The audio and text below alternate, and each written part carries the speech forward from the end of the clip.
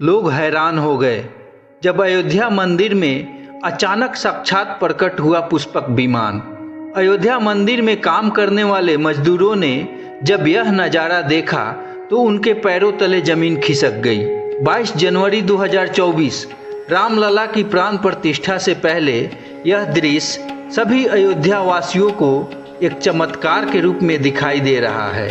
सभी अयोध्यावासी आश्चर्यचकित हैं। कुछ लोगों ने उन्हें साक्षात भी देखा है। उन्होंने जो बताया जिसे सुनकर आपके रोंगटे भी खड़े हो जाएंगे। लेकिन आगे बढ़ने से पहले यदि आप भी रामलला के सच्चे भक्त हैं और चाहते हैं कि इस देश की तरक्की के साथ साथ आपके घर और परिवार की भी तरक्की हो तो वीडियो को लाइक करें और चैनल को सब्सक्राइब करें। तो चलिए आगे बढ़ते हैं। इस कलयुग में त्रेता युग जैसी चमत्कार दिखाई देना कोई साधारण बात नहीं है। आप सभी को पता होगा कि 22 जनवरी को भगवान श्री राम का अयोध्या के मंदिर में विराजमान हो रहा है। इस अति शुभ कार्य के लिए पूरे देश में यहाँ तक कि विदेशों में भी निमंत्रण दिया जा रहा है। शहर से लेकर गांव तक बच्चे बूढ़े सभी इस निमंत्रण वितरण में जोर शोर से हिस्सा ले रहे हैं और घर घर निमंत्रण वितरण कर रहे हैं। यहाँ तक कि महिलाएं भी घर घर जाकर श्री राम के नाम का अक्षत और फोटो बांट रही हैं। अयोध्या राम मंदिर में भगवान राम का कार्यक्रम बहुत जोर शोर से तेजी के साथ किया जा रहा है। इस कार्यक्रम को बेहद ही भव्य और आकर्षक बनाने के लिए किसी प्रकार की कोई कसर नहीं छोड़ी जा रही है। इसके साथ साथ राम मंदिर निर्माण कार्य में भी काम की प्रक्रिया को और तेजी से आगे बढ़ा दी गई है। इसके लिए जो संकल्प लिया गया था उसमें से 80% काम हो गया है और 70 खंभों पर मूर्ति का कार्य जारी है। पिछले दिनों कुछ त्योहारों की वजह से काम धीमी पड़ गई थी, लेकिन अब वह काम और तेजी से होने लगा है। अयोध्या मंदिर के निर्माण कार्य को जल्द से जल्द पूरा करने के लिए सभी मजदूर और अयोध्यावासी जान लगाकर खुशी खुशी काम कर रहे हैं। वहाँ के सभी मजदूरों में काम करने की एक अलग ही रौनक नजर आ रही है। लेकिन इसी बीच 10 जनवरी के रात कुछ ऐसा चमत्कार हुआ जिसे देखकर सभी मजदूरों के होश उड़ गए। दरअसल बात ऐसी हुई कि रात के समय सभी मजदूर अपना काम निपटाकर अपने अपने तंबू में सो रहे थे। तभी उन्हें बाहर कुछ हलचल महसूस हुआ। इस समय सुरेश नाम के एक मजदूर ने जब उठकर राम मंदिर के प्रांगण में देखा तो उसे एक अलग सी चमकती हुई चीज दिखाई दी। उसने अपने साथियों को जगाया, लेकिन उसके कोई साथी नहीं जागे।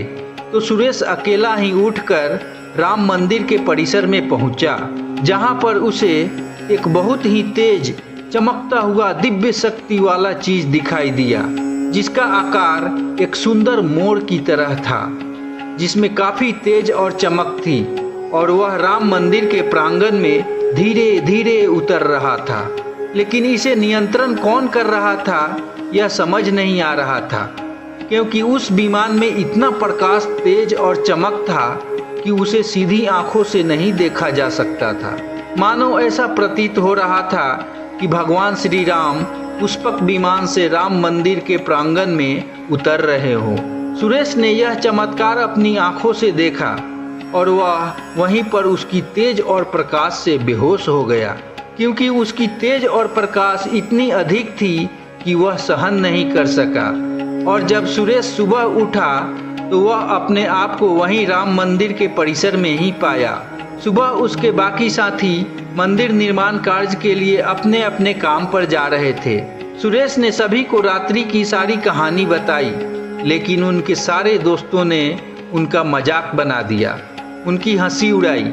लेकिन सुरेश मन ही मन समझ चुका था कि भगवान श्री राम अयोध्या पधार चुके हैं और वह अपने आप को सौभाग्यशाली मान रहा था कि उसे इतना सुंदर दृश्य देखने को मिला, जहां पर उसने साक्षात भगवान श्री राम को पुष्पक विमान में देखा था। देश में अलग अलग हिस्सों में कई बार अलग अलग आकृति के विमान देखे गए हैं, जिनका संबंध कई बार तो एलियन के साथ जोड़कर देखा जाता है।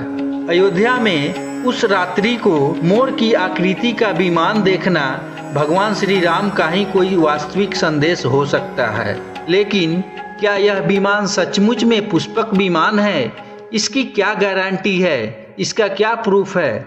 इसे समझने के लिए हमें पुष्पक विमान के रहस्य को बहुत अच्छे से समझना होगा। आगे हम इसके बारे में बताएंगे, जिससे आपको पता चलेगा कि अयोध्या में पुष्पक विमान का प्रकट होना कितना बड़ा चमत्कार है। अब हम आपको पुष्पक विमान का रहस्य बताएं, उससे पहले वीडियो को लाइक कर दें और चैनल को भी सब्सक्राइब कर लें और इस चमत्कारी पुष्पक विमान को देखने का हिस्सा आप भी बने और इसके लिए कमेंट में जय श्री राम अवश्य लिखें। दोस्तों, पुष्पक विमान का जिक्र रामायण में है, जो कि पहले कुबेर के पास था। इसके बाद रावण ने अपने सौतेले भाई कुबेर से लंका समेत बलपूर्वक ले लिया था। तब रावण इसी से कहीं भी आता और जाता था। फिर रावण को हराने के बाद यह विमान भगवान श्री राम के पास आ गया। भगवान श्री राम जीत हासिल करने के बाद इसी विमान से कई जगह होते हुए अयोध्या पहुँचे थे। रावण ने इसी विमान के जरिए माता सीता का हरण किया था और उन्हें उस पर बिठाकर लंका ले गया था। कहा जाता है पुष्पक विमान आज की विमान की ही भांति है। पुष्पक विमान के जरिए ही रावण हवाई मार्ग से सफर किया करता था। रावण को मारने के बाद प्रभु श्री राम, सीता माता और लक्ष्मण इसी विमान से अयोध्या लौटे थे।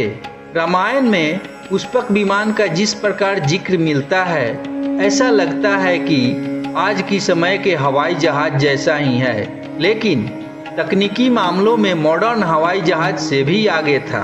रामायण के सुंदर कांड के अध्याय 7 में पुष्पक विमान के बारे में जानकारी मिलती है। पुष्पक विमान की आकृति मोर की तरह थी। यह अग्नि और वायु ऊर्जा से उड़ान भरती थी। इसकी तकनीक इस तरह से बनाई गई थी कि इसके आकार को छोटा और बड़ा भी किया जा सकता था। पुष्पक विमान अपनी चालक की इच्छा के अनुसार गति पकड़ता था या मन की गति से उड़ान भर सकता था।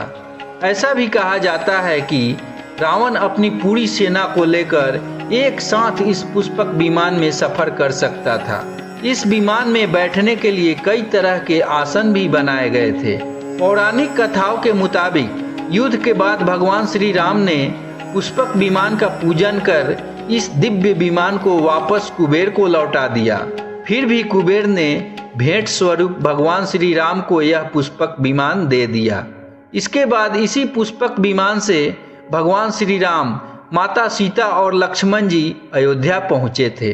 अब जब कई हजारों सालों बाद फिर जब अयोध्या में राम मंदिर का भव्य निर्माण हो रहा है, तो एक बार भगवान राम, सीता माता और लक्ष्मण फिर से अयोध्या में पधार रहे हैं और इस पुष्पक विमान का नज़ारा वहां के मजदूरों को दिखाई दे चुका है। इसके अलावा रामायण के प्रसंग में यह भी कहा गया है कि जब रावण माता सीता को हरण करके ले जा रहा था, तो रास्ते में जटायु ने अपने चोंच से रावण को चोट पहुंचाई थी।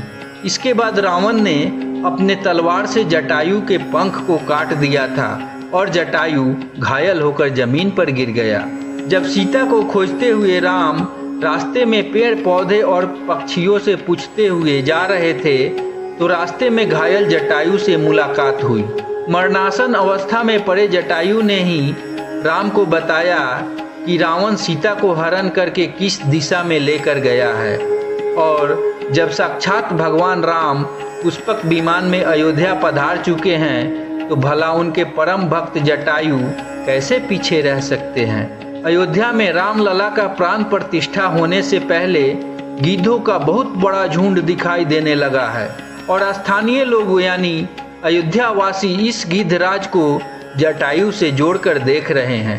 वह इसे शुभ संकेत भी मान रहे हैं। पिछले कुछ दिनों से अयोध्या में गिद्धों का झुंड दिखाई दे रहा है, जबकि बहुत सारे गिद्ध अभी चले गए हैं, लेकिन अभी भी कुछ गिद्ध यहाँ वहाँ दिखाई दे रहे हैं। वहाँ के स्थानीय लोगों का कहना है कि पिछले 20 वर्षों में हमने इस इलाके में एक भी गिद्ध नहीं देखा।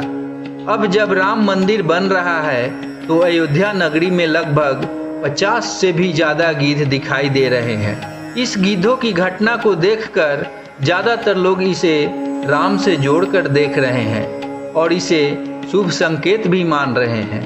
22 जनवरी को होने वाले रामलला की प्राण प्रतिष्ठा के समारोह में देश के प्रधानमंत्री नरेंद्र मोदी ने देश विदेश के कई महान हस्तियों को भी निमंत्रण दिया है। इसके साथ ही आपको जानकर यह भी हैरानी होगी कि नेपाल में कुछ विशेष लोगों को न्योता दिया गया है। इसके पीछे का रहस्य जानकर आपके होश उड़ जाएंगे, क्योंकि नेपाल को भगवान श्री राम का ससुराल कहा जाता है। क्योंकि नेपाल एक समय पर जनकपुर धाम था, जहाँ के राजा जनक जी थे और माता सीता जनक जी की पुत्री थी। जो माता सीता वहीं पर भूमि से प्रकट हुई थी। जनकपुर धाम जिसे मिथिला भी कहा जाता है। मिथिला संस्कृति में यह मान्यता है कि जब बेटी का गृह प्रवेश होता है तो उसके मायके से तोहफा और अन्य सामग्री भिजवाई जाती है। इसी परंपरा से जब भगवान राम का अयोध्या मंदिर में गृह प्रवेश होगा तो उनके ससुराल से अर्थात सीता जी की ओर से नेपाल से उपहार आ रहे हैं, जिसे भार यात्रा का नाम दिया गया है। इसके अलावा प्राण प्रतिष्ठा के लिए भगवान राम के ससुराल से कपड़े, फल और मेवा के साथ 1100 थाल भी उपहार स्वरूप आने वाले हैं, जिसमें कपड़े, बर्तन, आभूषण, मिठाइयाँ, इनके अलावा भार भी आएगा, जिसमें 51 प्रकार की मिठाइयाँ, दही, मक्खन, चांदी के बर्तन भी शामिल होंगे।